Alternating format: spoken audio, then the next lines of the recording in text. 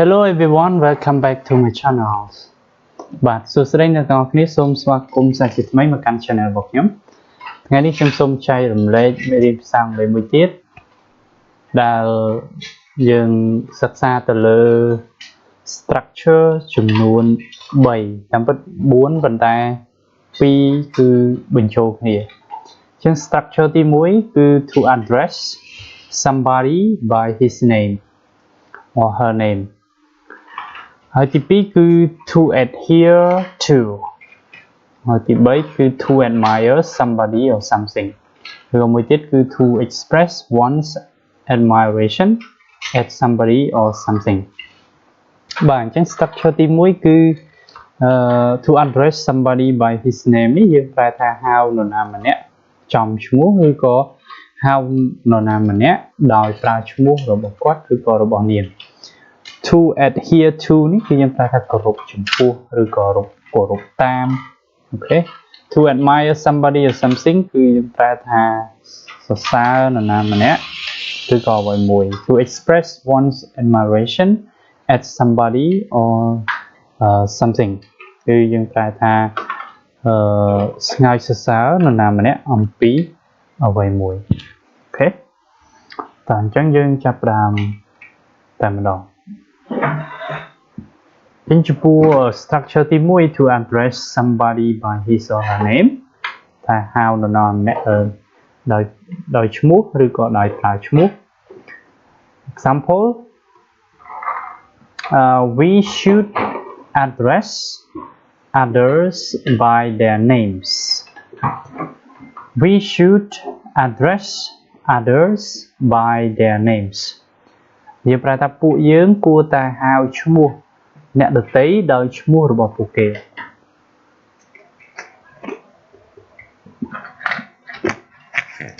អញ្ចឹង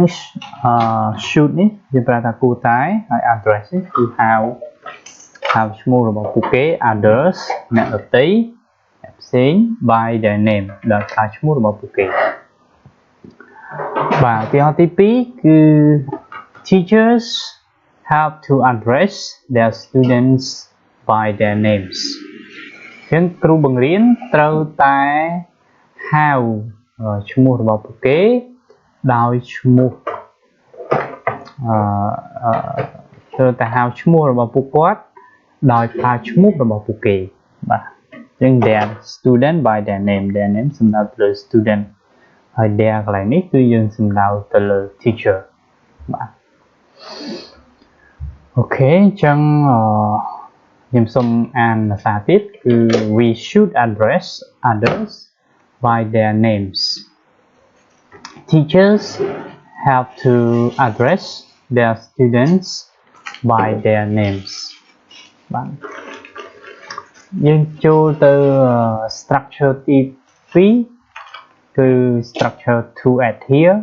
to ឬក៏យើងប្រើថាគោរពចំពោះឬក៏គោរពតាម example 1 all students must adhere to school rules all students must adhere to school rules យើងប្រើថាសិស្សទាំងអស់គ្នាត្រូវតែគោរពវិន័យសាលាសិស្សទាំងអស់គ្នាត្រូវតែគោរពវិន័យសាលា okay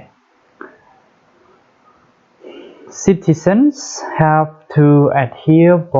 to the law of the country citizens have to adhere to the law of the country sorry មានប្រែថាប្រជាពលរដ្ឋត្រូវតែគោរពតាមច្បាប់ប្រទេសប្រជាពលរដ្ឋត្រូវតែគោរពតាមច្បាប់ប្រទេសបាទ all students must adhere to school rules សិស្សទាំងអស់ត្រូវតែគោរពវិន័យសាលា citizens have to adhere to the law of the country ប្រជាពលរដ្ឋត្រូវតែគោរពតាមច្បាប់ប្រទេសអូខេតោះអញ្ចឹងយើងបន្តទៅ structure ទី3អូខេអញ្ចឹងយើងមកដល់ structure ទី3បាទ structure ទី3យើងបែងចែកទៅ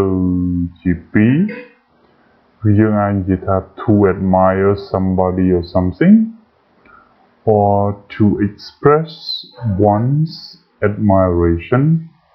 at somebody or something. Okay? ដែលយើងប្រែជាភាសាខ្មែរយើងគឺស្ងើចសរសើរនរណាម្នាក់អំពីអ្វីមួយតោះអញ្ចឹងយើងទៅមើលឧទាហរណ៍ទាំងអស់គ្នា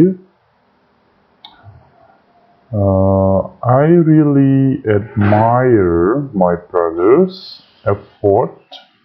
in raising his family. I really admire my brother's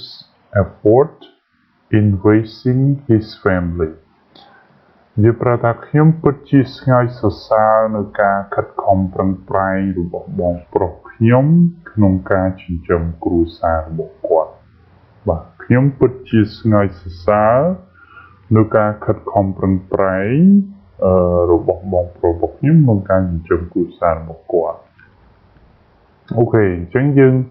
មើលឧទាហរណ៍ទី2 I express my admiration at my brother's effort. I express my admiration at my brother's effort. បាទយើងប្រើថាខ្ញុំសូមស្ងើចសរសើរនៅការខិតខំប្រឹងប្រែងរបស់បងប្រុសខ្ញុំអញ្ចឹង express នេះគឺបង្ហាញadmiration នេះការស្ងើចសរសើរហើយ effort នេះប្រើថាការខិតខំប្រឹងប្រែងបាទហើយខាងលើនេះ I really ខ្ញុំពិតជា admire ស្ងើចសរសើរ my brother effort ការខិតខំប្រឹងប្រែងរបស់បងប្រុសខ្ញុំនៅក្នុងការចិញ្ចឹមបីបាច់គ្រួសាររបស់អូខេអញ្ចឹងយើងមើលសារដើមបន្តិចចាប់ពី structure ទី1មកបាទ to address somebody by his or her name we should address others by their names teachers have to address their students by their names ហើយ structure ទី2 all students must adhere to school rules. Citizens have to adhere to the law of the country. I really admire my brother's effort in raising his family. I express my admiration at my brother's effort. គឺអញ្ចឹងខ្ញុំសូមឲ្យបងប្អូនដែលមិនទាន់បានចុច subscribe ចុចប៊ូតុង subscribe ហើយដាក់រូបកណ្ដឹងទៅលើ channel របស់ខ្ញុំដើម្បីរៀនភាសាអង់គ្លេសជាមួយខ្ញុំបាទហើយ